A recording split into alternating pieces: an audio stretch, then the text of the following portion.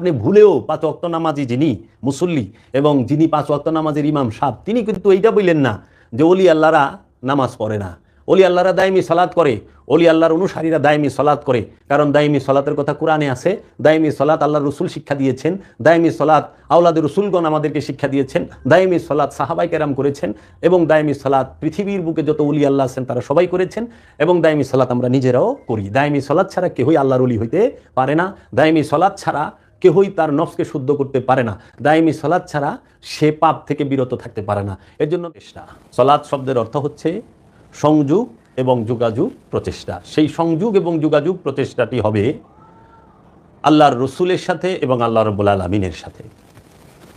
এখন এই সংযোগ যোগাযোগ প্রচেষ্টা আল্লাহ এবং আল্লাহর রসুলের সাথে কায়েম করতে হবে, মানে প্রতিষ্ঠিত করতে হবে। তাই ওয়া আকিমুস সালাত, ওয়া এবং আকিম শব্দের অর্থ হচ্ছে প্রতিষ্ঠিত করা, বিল্ড আপ করা। সালাত মানে সংযোগ যোগাযোগ প্রচেষ্টা। সংযোগ যোগাযোগ প্রচেষ্টাকে আল্লাহ এবং আল্লাহর রসুলের সাথে কায়েম করা তথা প্রতিষ্ঠিত করার অপনামই হচ্ছে সালাত কায়েম করা। এবং কোরআনে আছে ওয়া আকিমুস সালাত ওয়া আতুজ যাকাত, আবার কোরআনেই আছে দায়মি সালাতের কথা। সূরা মারিজে আল্লাহ রাব্বুল আলামিন বলেছেন আল্লাযীনা হুম আলা সালাতিহিম দায়মুন।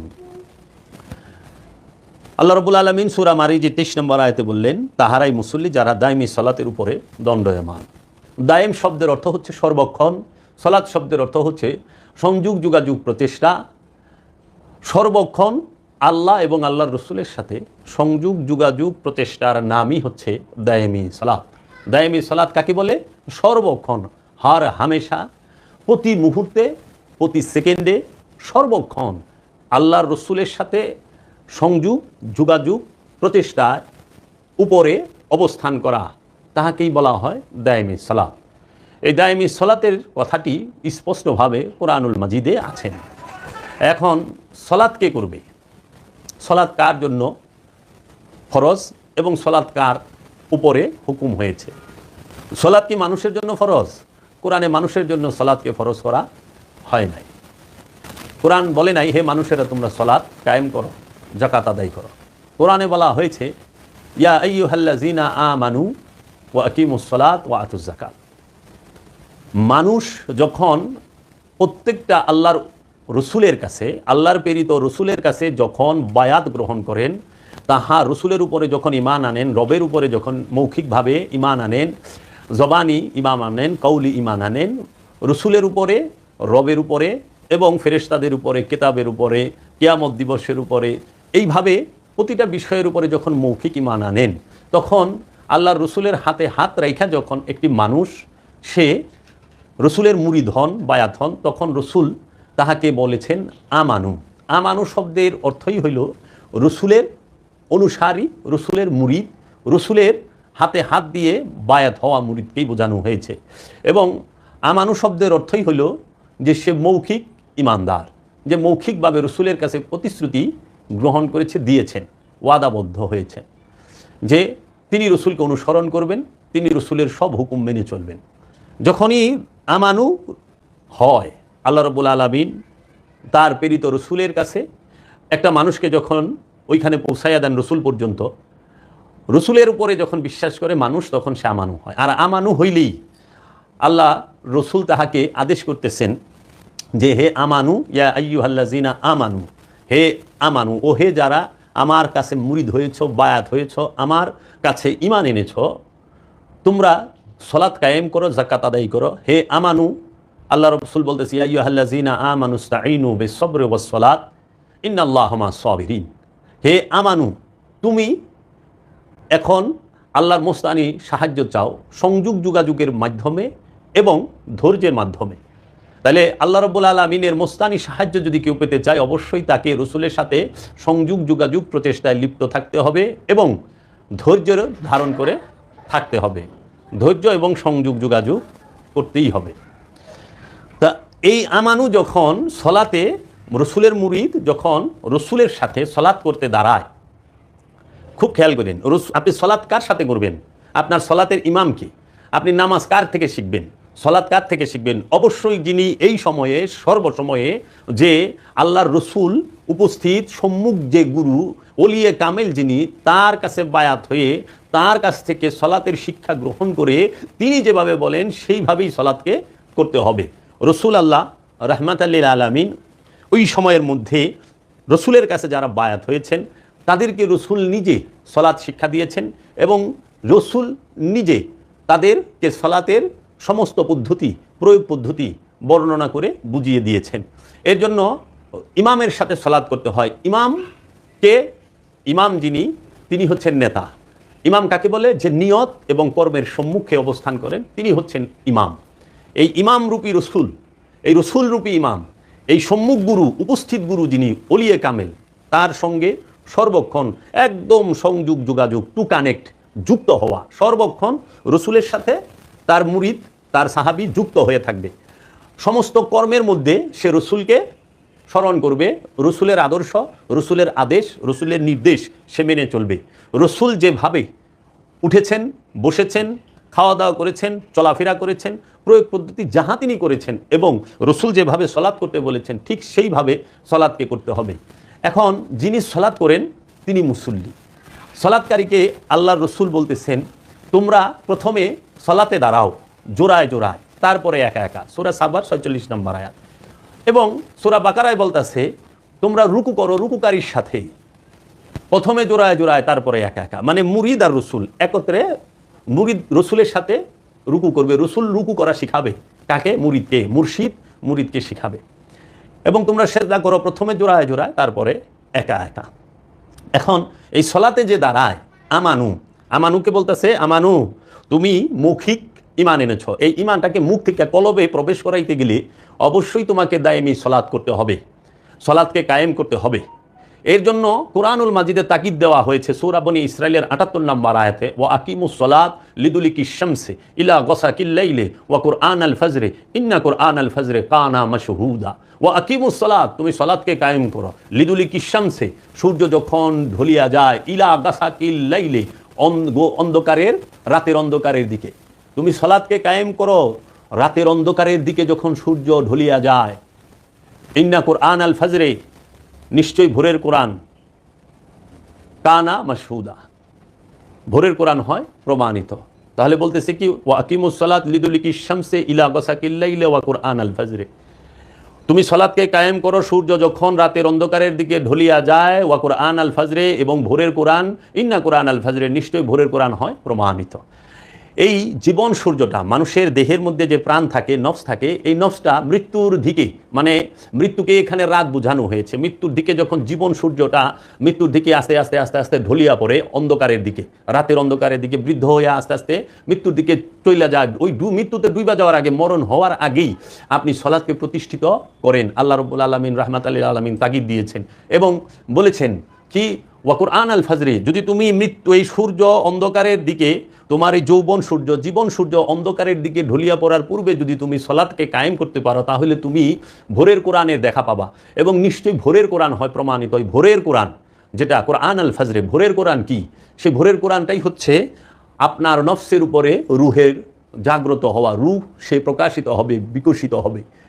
এবং এই রূহ রূপী রব যে আপনার নফসকে গ্রাস করে ফেলবে, যখন পরিপূর্ণরূপে রূপী রবের মধ্যে আপনার নফসটি তা রবের মহানূরে ডুবে যাবে, তখনই এই কোরআন প্রমাণিত ভোরের কোরআন। এখন আপনি যদি এই মৌখিক ইমানকে, যখন আল্লাহ রসুলের মুরিদ, সাহাবি, অনুসারী, কামেল গুরুর মুরিদ, অনুসারী যখন জবান থেকে হৃদয়ে প্রবেশ করাইতে যাবে, তখনই তার দায়মি সলাৎ করতে হবে, সলাতে তার সংযুক্ত হতেই হবে। এখন সলাৎ শব্দের অর্থ সংযোগ, যোগাযোগ, প্রতিষ্ঠা, একদম টু কানেক্ট। যেরকম আপনি বোঝার জন্য বলি, একটি বিদ্যুতের তারের সাথে, মানে একটা বিদ্যুতের তারের মধ্যে লাইন আছে, হ্যাঁ, এখন ওই লাইন থেকে যদি আপনি আরেকটা লাইন টানতে যান, কি করতে হবে? যে লাইনের সাথে, যে তারের সাথে লাইন আছে, সেই তারের সাথে যে তারের লাইন নাই, ওইটারে ভালো করে জোড়া দিতে হবে এবং খুব মজবুত করে পেঁচাই দিতে হবে, যুক্ত করে দিতে হবে। ঠিক আল্লাহ রসুলের সাথে যখন মুসল্লি যুক্ত হবে, তখনই সে সলাতের স্বাদ পাবে। রসুলের সাথে সংযোগ যোগাযোগ যার হয় না, সে কিন্তু সলাতের, নামাজের স্বাদ পায় না, সংযোগ যোগাযোগের স্বাদ পায় না। সলাতের মধ্যে তার মন এদিক সেদিক ছোটাছুটি করে এবং তাকে অস্থির করে ফেলে। সে কিন্তু যাচ্ছে, করছে, কিন্তু হচ্ছে না। এখন এই সলাতের শিক্ষাটা সম্পূর্ণই নিতে হবে রসুল থেকে, এবং মুরিদ ওলিয়া কামেল থেকে সলাতের শিক্ষাটা নেবে। এখন যিনি সলাৎ করবেন তাকে কোরআনের ভাষায় মুসল্লি বলা হয়। সলাৎ যে করে তাকে আমানু না, যে রসুলের কাছে ঈমান আনে সে আমানু। আর আমানু হওয়ার পরেই সলাতের হুকুম। মানুষের উপরে সলাতের হুকুম নাই, হুকুম আছে মানুষের মধ্যে যারা আমানু হয়েছেন, রসুলের কাছে মুরিদ হয়েছেন তাদের উপরে। এই মানুষের মধ্যে কাফের আছে, মানুষের মধ্যে মুনাফেক আছে, মানুষের মধ্যে মুশরিক আছে, মানুষের মধ্যেই জালিম আছে, জুলুমকার আছে। আবার এই মানুষের মধ্যে আমানু আছে, এই মানুষের মধ্যে মুসল্লি আছে, এই মানুষের মধ্যে মুমিন আছে, এই মানুষের মধ্যে মুত্তাকি, মুহসিনিন, সাবিরিন, এইরকমভাবে নবী, রসুল, অলি, আউলিয়া, আবদাল আছেন। তো এই মানুষের বাহিরে আপনি কিছুই পাবেন না। আল্লাহ রাব্বুল আলামিনের প্রকাশ্য মানুষের মধ্যে। আবার আল্লাহকে আপনি যদি পাইতে চান মানুষের মধ্যেই পাবেন, মানুষ রূপেই পাবেন। আদমকে পাইতে গেলে মানুষ রূপেই পেতে হবে, নবীকে পাইতে গেলেও মানুষ রূপে পাবেন। মানুষ রূপ মানে মানুষ না, মানুষের রূপে। এবং আপনি শয়তানও মানুষের বাহিরে পাবেন না। শয়তানকেও যদি দেখতে চান মানুষের রূপের ভিতরে দেখতে হবে, জালিমকে যদি দেখতে চান মানুষের রূপের ভিতরেই দেখতে হবে। এবং আপনি যদি কাফের, মুশরিক এবং মুনাফেক যদি দেখতে চান সেটাও মানুষের মধ্যেই, মানুষের বাহিরে আল্লাহও পাবেন না, মানুষের বাহিরে শয়তানও পাবেন না। আপনি যদি আল্লাহ পেতে চান সেটাও মানুষের ভেতরেই পাবেন, আবার যদি শয়তানকে দেখতে চান সেটাও মানুষের মধ্য থেকেই দেখবেন। তাই মুসল্লি যিনি, আমানু হচ্ছে রসুলের মুরিদ। আর ওই মুরিদ যখন রসুলের সাথে যোগাযোগ সংযোগ প্রচেষ্টায় লিপ্ত হয় তখন সে হয়ে যায় মুসল্লি। আর এই মুসল্লি হইতে গেলে কিছু গুণ লাগে। কিছু গুণের কথা আল্লাহ মুসল্লির কোরআনে স্পষ্ট বলে দিয়েছেন যে যাহারা মুসল্লি হবে তাদের 3টা গুণ থাকতে হবে। মুসল্লি হওয়ার জন্য 3টা শর্ত আছে, 3টা অপশন আছে। সেই 3টা কি শর্ত? আল্লাহ রাব্বুল আলামিন সূরা মারিজের 19 নম্বর আয়াতে বলছেন, ইন্নাল ইনসানা খুলিকা হালুয়ান, নিশ্চয়ই মানুষকে সৃষ্টি করা হয়েছে অধৈর্য রূপে। মানুষ জন্মগত অধৈর্য। কেন? কারণ মানুষ সৃষ্টিগতভাবেই অধৈর্য। মানুষ সে সহজে আল্লাহর ইবাদত করতে চায় না, সে দুনিয়ামুখী। তাই মানুষ সে ভোগের রাজ্যে থাকতে চায়। তো আল্লাহ রাব্বুল আলামিন এইখানে বলে দিয়েছেন নিশ্চয়ই মানুষকে আমি সৃষ্টি করেছি অধৈর্য রূপে। তারপরে আল্লাহ রাব্বুল আলামিন বলতেছেন, ইজা মাসসাহুশ শাররু জাজুআন, যখন মন্দ তাকে স্পর্শ করে তখন অস্থির হইয়া যায়। বিপদ আপদ স্পর্শ করলে সে অস্থির হইয়া যায়। এবং ওয়া ইজা মাসসাহুল খায়রু মানুআন, এবং যখন তাকে কোনো ভালো স্পর্শ, মঙ্গল স্পর্শ করে তখন সে হইয়া যায় কৃপণ। ইল্লাল মুসাল্লিন, মুসল্লি ছাড়া। মুসল্লি যে সে কখনো কি হবে না, অধৈর্য হবে না, কৃপণ হবে না, এবং সে লোভী হবে না। লোভী, কৃপণ এবং অস্থির চিত্ত, অধৈর্য মানুষ কখনো মুসল্লি হয় না। এই 3 গুণ যার মধ্যে আছে, যার মধ্যে লোভ আছে, কৃপণতা আছে এবং অস্থিরতা আছে, সে মুসল্লি না। আমি কিন্তু এগুলো অন্য কোনো কিতাব থেকে বলতেছি না, স্বয়ং কুরআনুল মাজিদ, কুরআনুল হাকিম, কুরআনুল কারীম, কুরআনুল মুবিন থেকে, কুরআনুল মাজিদের 70 নম্বর সূরা মারিজের 19 নম্বর আয়াত থেকে শুরু করে 22 নম্বর আয়াত পর্যন্ত আমি আপনাদেরকে এখন বলতেছি। আপনারা কোরআন খোলেন এবং দেখেন সূরা মারিজ আয়াত নাম্বার 22, যে ইল্লাল মুসল্লিন, মুসল্লি ব্যতীত। মুসল্লি সে কৃপণ নয়, লুবি নয় এবং অধৈর্য নয়। এই 3 গুণ যার আছে সে মুসল্লি হইতেই পারবে না, সে মুসল্লি না। আর এই 3 গুণ যার নাই সে মুসল্লি। এখন মুসল্লি হইতে গেলে 8টা গুণ আছে। মুসল্লির সাথে কিসের সম্পর্ক, কার সম্পর্ক, এখন আমরা বিস্তারিত আলোচনা করব। মুসল্লি যদি আপনি হতে চান আপনার কোন কোন জিনিসের সাথে সম্পর্ক রাখতে হবে। প্রথমেই বলেছেন মুসল্লির 1 নম্বর গুণ, আল্লাহ রাব্বুল আলামিন কুরআনুল মাজিদে রাহমাতাল লিল আলামিন তার আল্লাহর রসুলের পবিত্র বাণী থেকে বলেছেন। আল্লাহ রাব্বুল আলামিন কোরআনে ইরশাদ করেছেন, রাহমাতাল লিল আলামিন বলেছেন, ইন্নাহু লাকাউলুন রাসূলিন কারীম, নিশ্চয়ই এই কোরআন সম্মানিত রসুলের বাণী। এটা 69 নম্বর সূরার 40 নম্বর আয়াত, একটু খুলে দেখেন। এখন মুসল্লির 1 নম্বর গুণ, সূরা মারিজ 70 নম্বর সূরা মারিজের 23 নম্বর আয়াত, আল্লাযিনা হুম আলা সলাতিহিম দায়মুন, আল্লাযিনা যাহারা আলা, আল্লাযিনা যাহারা হুম তাহারাই, আলা উপরে, সলাতিহিম তাহাদের সলাত, দায়মুন চিরস্থায়ী, সর্বক্ষণ সর্বসময়। তাহারাই মুসল্লি যাহারা দায়মি সলাতের উপরে দণ্ডায়মান সর্বক্ষণ। মুসল্লি কারা? মুসল্লির 1 নম্বর শর্ত যে সর্বক্ষণ আপনার সলাতের মধ্যে, মানে আল্লাহ রসুলের সাথে, আপন গুরুর সাথে, আপন কামেল মুর্শিদের সাথে যুক্ত থাকতে হবে, সংযোগ যোগাযোগ প্রচেষ্টায় লিপ্ত থাকতে হবে সর্বক্ষণ। কিভাবে সর্বক্ষণ আপনি আল্লাহ রসুলের সাথে সংযোগ যোগাযোগ প্রচেষ্টায় লিপ্ত থাকবেন সেটা আপনার কামেল মুর্শিদ, আপনার কামেল গুরু এবং আল্লাহর প্রেরিত যে রসুল সর্বক্ষণ সর্বসময়ে বহমান চলমান, তিনি শিখিয়ে দিবেন আপনাকে। সর্বক্ষণ সংযোগ যোগাযোগের উপরে যিনি প্রতিষ্ঠিত এবং উপরে থাকেন, তিনি মুসল্লি, 1 নাম্বার গুণ। তাহলে আমরা মুসল্লির দ্বিতীয় গুণ কি? আল্লাহ রাব্বুল আলামিন বলতেছেন, ওয়াল্লাযিনা ফি আমওয়ালিহিম হাক্কুম মালুমুন, এবং যাহারা তাহাদের সম্পদের মধ্যে, মালের মধ্যে অন্যের অধিকার ভালোভাবে জানেন। একজন মুসল্লি, একজন আমানু, তিনি জানেন তার যে সহায় সম্পদ, মাল যাহা কিছু আছে, সব কিছুর মধ্যে অন্যের হক আল্লাহ রাব্বুল আলামিন দিয়ে দিয়েছেন। সেটা তার প্রতিবেশী হোক, পরিজন হোক, পরিবারের লোক হোক, আত্মীয় স্বজন হোক, তাদের হক তিনি তার মালের উপরে যে হক আছে সেই সম্পর্কে তিনি জানেন। তারপরে 3 নাম্বার মুসল্লির গুণ হচ্ছে সূরা মারিজের 26 নাম্বার আয়াত। আল্লাহ রাব্বুল আলামিন বলতেছেন, ওয়াল্লাযিনা ইউসাদ্দিকুনা বিয়াউমিদ্দিন, এবং যাহারা সত্য বলিয়া মানিয়া লয় বিচার দিনের জন্য।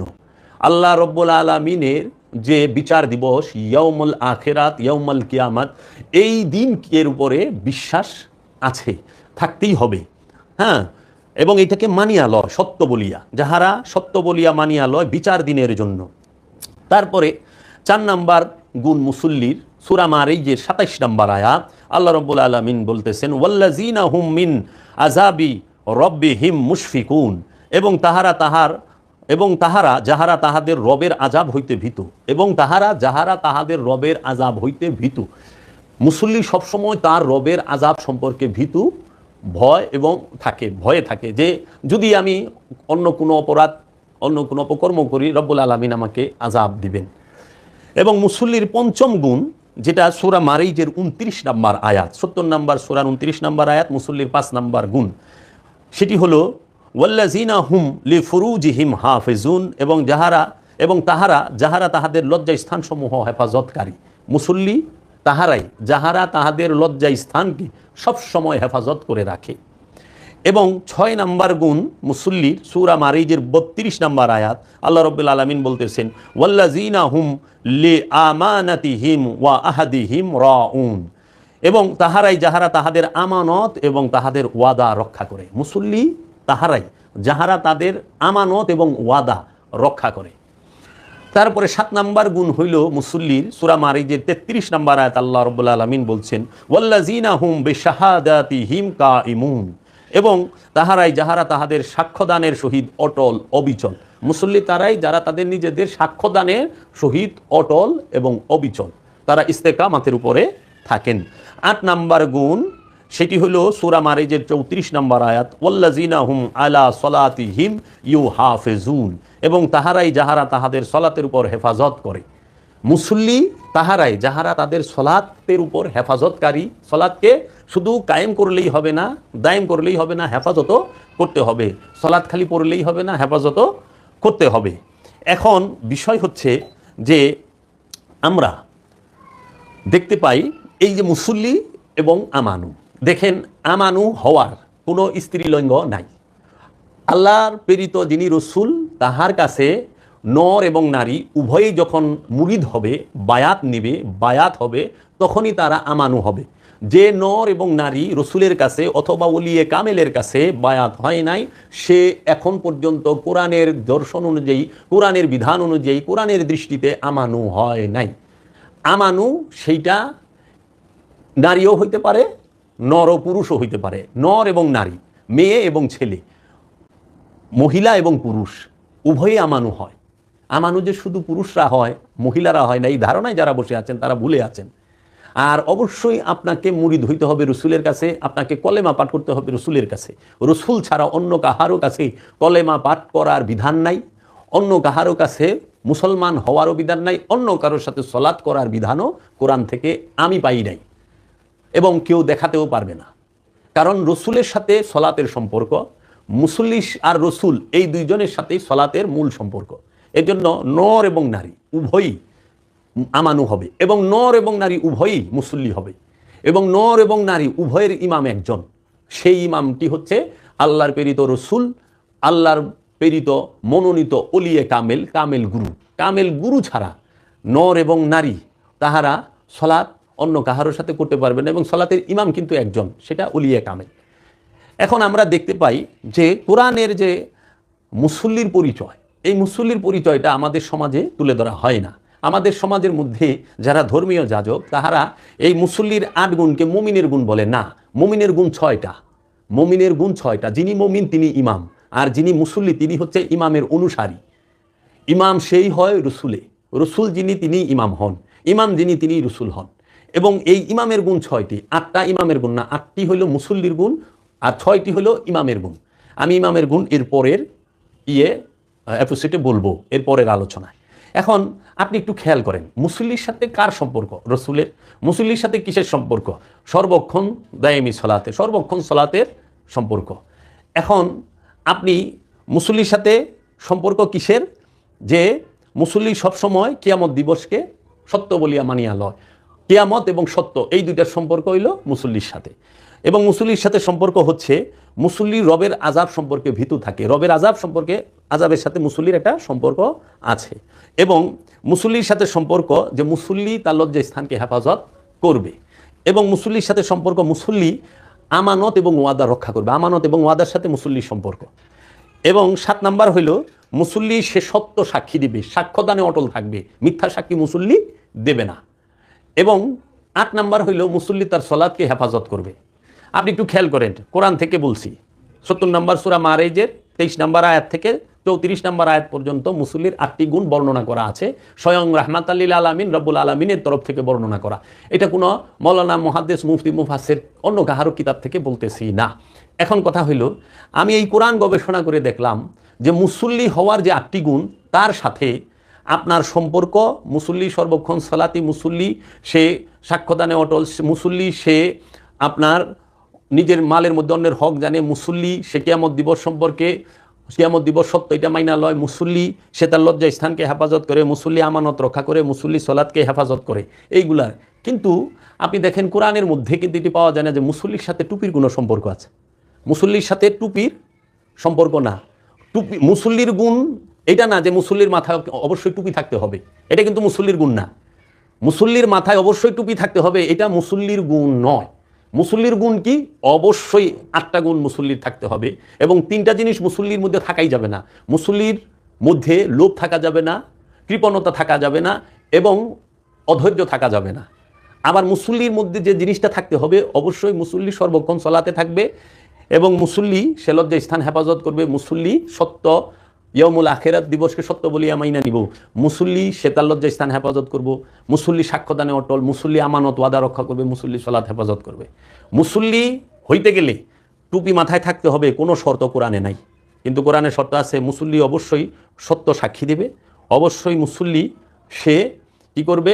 আমানত এবং ওয়াদা রক্ষা করবে, অবশ্যই মুসল্লি সবসময় সলাতের উপর অবস্থান করবে, অবশ্যই মুসল্লি তার লজ্জা স্থান হেফাজত করবে। মুসল্লির সাথে দাড়ি থাকতে হবে, এটা কোনো শর্ত কোরআনে নাই। মুসল্লির সাথে পাঞ্জাবি থাকতে হবে, পাঞ্জাবির সম্পর্ক মুসল্লির সাথে না, পায়জামার সম্পর্ক মুসল্লির সাথে না, দাড়ির সম্পর্ক মুসল্লির সাথে না, টুপির সম্পর্ক মুসল্লির সাথে না, এবং পাগড়ির সম্পর্ক মুসল্লির সাথে না, মেসকের সম্পর্ক মুসল্লির সাথে না। এমন নয় যে যার দাড়ি নাই, যে ব্যক্তির দাড়ি নাই, যে ব্যক্তির মাথায় টুপি নাই, যে ব্যক্তির শরীরে পাঞ্জাবি নাই, সেই ব্যক্তি মুসল্লি হইতে পারবে না, এই রকম কোনো কথা সারা কোরআনের কোথাও নাই। কারণ সলাৎ কোরআনের বিষয়, কোরআন মাজিদের বিষয়, মুসল্লি কোরআন মাজিদের বিষয়। এই থেকে এবং সলাৎ কিভাবে করবেন, দায়মি সলাৎ প্রয়োগ পদ্ধতি সব বইলা দিছে কোরআনে, প্রতিটা বিষয় বলছে কোরআন স্পষ্টভাবে। কারণ আল্লাহ সলাৎ দেবে, সলাতের বিধান বলবেন আল্লাহ, প্রয়োগ পদ্ধতি বলবে না, বলছে। এখন এই সলাৎ আবার 2 প্রকার, একটি ওয়াক্তি সলাৎ, একটি দায়মি সলাৎ। ওয়াক্তি সলাতের কথাটা হাদিস শরীফে আছে, দায়মি সলাতের কথাটা কোরআনুল মাজিদে আছে। এবং ওয়াক্তি এবং দায়মি সলাতের মধ্যে একটা বিশাল পার্থক্য আছে। ওয়াক্তি সলাৎ এবং দায়মি সলাৎ এই দুইটার মধ্যে আসমান জমিন একটা তফাৎ আছে। কারণ ওয়াক্তি সালাত সবাই শরীক করতে পারে, দায়মি সালাত সবাই করতে পারে না। দায়মি সালাত যারা করে তারা সকল পাপ থেকে বিরত থাকে। ওয়াক্তি সালাত যারা করে অধিকাংশ মানুষ পাপের সাথে যুক্ত হয়ে ওয়াক্তি সালাত করতে পারে। কিন্তু কোরআন বলে দিছে ইন্নাস সালাতা তানহা আনিল ফাহশাই ওয়াল মুনকার, নিঃসন্দেহে কোরআন নিঃসন্দেহে এই সালাত সমস্ত ফাহেশা থেকে, পাপ থেকে বিরত রাখবে। তাই মুসল্লির সাথে দাড়ি, টুপি, জুব্বা, পাগড়ি, পায়জামা, টাকনোর উপরে কাপড় এগুলোর কোনো সম্পর্ক নাই। মুসল্লির সাথে সম্পর্ক হইল মুসল্লি অবশ্যই সর্বক্ষণ সলাতে থাকবে এবং মুসল্লি অবশ্যই তার মালের মধ্যে অন্যের অধিকার জানে, মুসল্লি অবশ্যই কিয়ামত দিবসকে সত্য বলে ঈমান রাখবে মনে প্রাণে, মুসল্লি অবশ্যই তার লজ্জা স্থানকে হেফাজত করবে, মুসল্লি অবশ্যই সত্য সাক্ষী দিবে, সাক্ষ্যদানে অটল থাকবে, মুসল্লি অবশ্যই আমানত ওয়াদা রক্ষা করবে, মুসল্লি অবশ্যই তার সলাৎকে হেফাজত করবে। এই সাথে হলেও সম্পর্ক। এখন যে ভাইয়েরা দাড়ি রাখেন নাই, মুছ রাখেন নাই, হ্যাঁ মাথায় টুপিও দেন না, তারা কখনোই এইটা ভাইবেন না যে আপনি মুসল্লি নন। অবশ্যই আপনার মধ্যে যদি কোরআনে বর্ণিত মুসল্লির 8টা গুণ অবস্থান করে, 8টা গুণ আপনার স্বভাব চরিত্র এবং কলবের মধ্যে থাকে, অবশ্যই আপনি মুসলমান। আর যে ব্যক্তির মাথায় টুপি আছে, মুখে দাঁড়িয়ে আছে, শরীরে পাঞ্জাবি আছে, পায়জামা আছে, মাথায় পাগড়িও আছে, লেবাস পুরাটা আছে, কিন্তু মুসল্লির 8টা গুণের একটা গুণও তার মধ্যে নাই, অথবা 8টা গুণের একটা গুণের কমতি আছে, সে নিজে মুসল্লি নয়। মুসল্লির সাথে লেবাসের কোনো সম্পর্ক নাই। মুসল্লির সাথে সম্পর্ক হইল কোরআনুল মাজিদে বর্ণিত যে 8 গুণ সেইটার। এখন মুসল্লির মধ্যে লেবাস থাকে, কিন্তু লেবাসের ভিতরে মুসল্লি থাকে না। খুব খেয়াল করেন, মুসল্লি সে লেবাস নিতে পারে, মুসল্লি সে দাড়ি রাখতে পারে, মুসল্লি সে টুপি পরতে পারে, মুসল্লি সে পাগড়ি পরতে পারে, মুসল্লি সে পাঞ্জাবি পরতে পারে, মুসল্লি সে পায়জামা পরতে পারে, মুসল্লি সে টাকনোর উপরে কাপড় পরবো, ঠিক আছে। কিন্তু মুসল্লির মধ্যে এই লেবাসগুলো থাকে, কিন্তু ওই লেবাসটার ভিতরে কিন্তু সবসময় মুসল্লি থাকে না। যার প্রমাণ আমরা এই বিগত সেপ্টেম্বর মাসের 29 তারিখ রাতে দেখেছি, ইমাম সাহেবের মধ্যেও মুসল্লির গুণ নাই, মুসল্লির মধ্যেও মুসল্লির গুণ নাই। দেখেন, তৈয়ব খানের মাথায় টুপি আছে, তৈয়ব খানের গালে বড় বড় দাড়ি আছে, মুখে দাড়ি আছে বড় বড়, তৈয়ব খানের শরীরে পাঞ্জাবি আছে, তৈয়ব খান এবং মসজিদের ইমাম সাহেবের শরীরে, আলী গফরান খান টিপুর শরীরে লেবাসের কোনো কমতি নাই, লম্বা টুপি, লম্বা দাড়ি, লম্বা জুব্বা, মাথায় পাগড়ি সব আছে।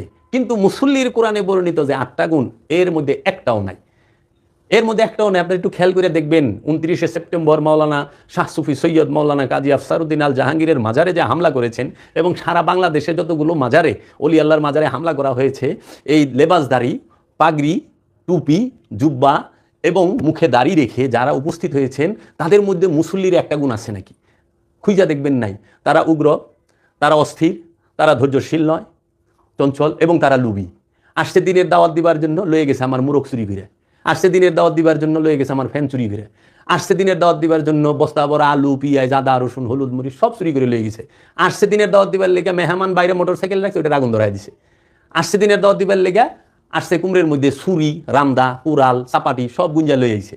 আসছে দিনের দাওয়াত দিবার লেগে নারীর উপরে হামলা, শিশুর উপরে হামলা, মজলুমের উপরে হামলা, বৃদ্ধ মানুষের উপরে হামলা, আঘাত। আসছে এরা মুসল্লি, এরা আবার এশার নামাজ পড়ে আসছে জামাতের সাথে। এশার নামাজ তৈবুর রহমান খান, আলী গফরান খান টিপু, মসজিদের ইমাম সাইদুর রহমান, এরা সবাই নামাজ পড়া আপনারা দেখবেন সব মুসল্লিরা আসছেন। কিন্তু কোরআনে বর্ণিত মুসল্লির 8 গুণের 1 গুণও তার মধ্যে নাই। কারণ মুসল্লি কখনোই গভীর রাতে, রবির রাত 10:45 থেকে নিয়ে রাত 2টা পর্যন্ত কোনো ব্যক্তির বাড়িতে হামলা করতে পারে, কোরআন, হাদিস, এজমা, কিয়াস, মান্তিক কোনোখান থেকে আপনি দেখাইতে পারবেন না যে মুসল্লি আরেকটা মানুষ, আরেকজন মুসলমানের, আরেকজন আলেমের, আরেকজন কামেল অলির বাড়িতে হামলা করতে পারে। নাই। মুসল্লি মানুষকে হত্যা করতে পারে, হত্যার নিয়ত রাখে, জীবনেও না। এটা মুসল্লির গুণই না। তাহলে তারা কেমন মুসল্লি হইল? মুসল্লির কোনো গুণ তাদের মধ্যে আমরা কোরআন থেকে দেখতে পাই না। এখন আমরা মনে করি সাধারণ মানুষ যারা, যাদের কোরআনের জ্ঞান কম, যাদের দর্শনের জ্ঞান কম, তারা মনে করেন যে হ্যাঁ হ্যাঁ আমি মুসল্লি হইতে গেলে আমার লম্বা দাড়ি রাখতে হইব, মাথায় টুপি পরতে হইব, পাঞ্জাবি পরতে হইব, মেসক এবং পাগড়ি, পায়জামা টাকনুর উপরে পড়তে হবে, আমি কিন্তু অনেক বড় মুসল্লি। আসলে মুসল্লি না, মুসল্লির মতো দেখায়, কিন্তু মুসল্লি না সে। কারণ যে মুসল্লি, সে কখনো পাগড়ি, পাঞ্জাবি, পায়জামা পইরা ঘুষ খাইতে পারে না, মাথায় টুপি দিয়া ঘুষ খাইতে পারবে না। মুসল্লি হইছে, কিন্তু সে সুদের কারবার করে, দাঁড়িয়ে লম্বা, একের আজান দিলে জামাতে শহীদ নামাজ পড়ে, কিন্তু বড় ভাই ঘুষ খায়, ছোট ভাইয়ের নামে জায়গা কিনে। এই যে মুসল্লি, মুসল্লি কি করে? আপনি সম্পদ জমা করে, দুনিয়ার জায়গা জমি কিনে 10টা 12টা বাড়ি করছেন। আপনি এই সূরা মারিজেরই যদি আপনি 22 নম্বর, আপনি সূরা মারিজের 16, 17, 18 নম্বর আয়াতটি পড়েন, দেখেন জাহান্নামে কাদেরকে চামড়া ঝলসাইয়া দিব, জাহান্নামের মধ্যে চামড়া খসাইয়া দিব কাদেরকে? যাহারা, এই 17 নম্বর আয়াত সূরা মারিজের বলতেছে, তাহাকে ডাকে যে পৃষ্ঠ প্রদর্শন করে, মানে আল্লাহ রসুল থেকে যে আল্লাহ রসুলকে পিঠ দেখায় সে, এবং জাহান্নাম তাকেই চামড়া খসাইয়া দিব যে আল্লাহ রসুলের থেকে মুখ ফিরাইয়া লয়, এবং জাহান্নাম চামড়া খসাইয়া দিব তাকে যে সম্পদ জমা করে সুতরাং সংরক্ষিত করে, সম্পদ জমা করে এবং সংরক্ষণ করে গুইনা বাইসা রাখে, তারে জাহান্নাম চামড়া খসাইয়া দিবে, জীবন এই কথা কয় না। এখন যখন আমি সত্য বলা শুরু করছি, এখন তাদের চরিত্রের সাথে, স্বভাবের সাথে মুসল্লির কোনো সম্পর্ক পাইতাছি না। তাদের মাথায় জুব্বা, পাগড়ি, পাঞ্জাবি, লেবাস কোনো কিছুর কমতি নাই, কিন্তু মুসল্লির একটা গুণ তাদের মধ্যে বিদ্যমান না। তাদের দ্বারা তাদের লজ্জা স্থান হেফাজত নয়। না হইলে আলী গফরান খান টিপু চাকুলিয়া বড় পঞ্চায়েত জামে মসজিদের মধ্যে দাঁড়ায়া আমার বাড়িতে আমার মা বোন যারা ছিলেন তাদেরকে একটা কুরুচিপূর্ণ শব্দ উচ্চারণ করছে। উনি বলতেছেন মনে হয় পতিতালয়ে গিয়েছিলাম, নওজুবিল্লাহ মিন যালিক। এ মুসল্লি, এ নামাজি, এ তো মুসল্লি নামের কলঙ্ক। কলঙ্ক। আল্লাহর ঘর মসজিদ, সেজদার স্থান মসজিদ, জান্নাতের টুকরা মসজিদ, এই মসজিদে খাড়াইয়া সে মুসল্লির লেবাস দইরা কেমন মিথ্যা কথা বলতেছেন এবং মিথ্যা অপবাদ দিচ্ছেন, গীবত করতেছেন এবং সে সত্যকে ঢাকতেছেন, সত্য ঢাকার জন্য চেষ্টা করতেছেন। আপনারা একটু লক্ষ্য করে দেখবেন তার আলোচনাগুলো। তৈয়বুর রহমান খান, তিনি কি তার দাড়ি, কি তার টুপি, এক মুহূর্ত মাথার থেকে টুপি নামে না, কিন্তু সায়া দেখবেন মুসল্লির একটা গুণ তার মধ্যে নাই। হ্যাঁ, ইমাম হয়ে বলে দিছে, ইমামের গুণ তো তার মধ্যে নাই, একটা ইমামের গুণ নাই। সে মিথ্যা সাক্ষী দেয় যে সে মুসল্লির হওয়ার অধিকারী রাখে না, তো সে তো মিথ্যা সাক্ষী দিচ্ছে, মসজিদে দাঁড়ায় মিথ্যা বলতেছে। আপনারা একটু বিবেচনা করবেন, যখন আমি মুখোশ উন্মোচন করে দিতেছি আস্তে আস্তে সত্যের মাধ্যমে, কোরআন দর্শন দেখিয়ে, তখন তারা, এর জন্য ইসলাম কখনো দাড়ির মধ্যে থাকে না, ইসলাম টুপিতে থাকে না, ইসলাম পোশাকে জুব্বা কুব্বায় থাকে না, ইসলাম কখনোই আপনার মেসওয়াক এবং আনুষাঙ্গিক যে আনুষ্ঠানিকতা এটার মধ্যে থাকে না। ইসলাম থাকে কলবে। ইসলাম মানেই হচ্ছে আত্মসমর্পণ, আর আত্মসমর্পণ যে করে ফেলেছেন রসুলের কাছে, রবের কাছে, তিনি হলেন মুসলমান। এর জন্য আল্লাহ রাব্বুল আলামিন কোরআনে সূরা আল ইমরানে 102 নম্বর আয়াতে বলছেন, ইয়া আইয়ুহাল্লাযীনা আমানুত্তাকুল্লাহা হাক্কা তুকাতিহি ওয়ালা তামুতুন্না ইল্লা ওয়া আনতুম মুসলিমুন। হে আমানুরা, তোমরা আল্লাহকে ভয় করো ভয় করার মতো, এবং তোমরা মুসলমান না হয়ে মারা যায়ও না। আল্লাহ কিন্তু স্পষ্ট হুকুম করছেন, রসুল স্পষ্ট আদেশ দিচ্ছেন, হুকুম দিচ্ছেন, মুসলমান হইয়া মারা যাইতে হবে। সেই মুসলমান কখনোই সুন্নতে খাতনার মুসলমান না, সেই মুসলমান কখনোই জন্মগত মুসলমান না, যে মুসলিম পরিবারে জন্মাইলে আমার মুসলমান। সেই মুসলমান কখনো গরু খাওয়া এবং হালাল খাওয়ার মুসলমান না। সেই মুসলমানটা হচ্ছে আল্লাহ এবং আল্লাহ রসুলের হুকুমের মধ্যে পরিপূর্ণরূপে আত্মসমর্পণকারী হইয়া, আত্মসমর্পণ করার মুসলমান, রসুলের আদর্শ, চরিত্র, আখলাক সব নিজের নফসের মধ্যে ধারণ করার মুসলমান। এই মুসলমান। এখন সুন্নতে খাতনার মুসলমান অনেক, জন্মগত মুসলমান অনেক, গরু খাওয়ার মুসলমান, দলগত মুসলমান অনেক। যাহারা বলতেছেন যে আমরা দিন প্রতিষ্ঠা করব, তার নিজের মধ্যে দিনের শিক্ষা নাই। কেমনে? তিনি নিজেই অত্যাচার করতেছেন। ইসলামে অন্য ধর্মের মানুষকে অত্যাচার করার কথা সারা কোরআনে এক জায়গায় নাই, হাদিসেও নাই। ইসলামের মধ্যে অন্য পরমত সহিষ্ণুতার কথা বলা হয়েছে, যে অন্যের মত, অন্যের পথে কোনো প্রকার বাধা, বল প্রয়োগ করা যাবে না। কিন্তু আমরা দেখতে পাচ্ছি, আমরা কখনো কি করি, মন্দিরে পাহারা দেই, আবার আমাদের রাজনীতিটা শেষ হয়ে গেলে ওই মন্দিরেই যায় এরা ভাঙে, আগুন দেয়। তাহলে এটা তো হচ্ছে না। আবার আমরা কি করতেছি, মুসলমান সে মাজার ভাঙতেছে, মাজারে যাওয়ার পথে বাধা হয়ে দাঁড়াচ্ছে এবং মাজার প্রেমিকদেরকে বেধরক মারধর করতেছে, অলি প্রেমিকদেরকে বেধরক মারধর করতেছে, জখম করতেছে, খুন করতেছে।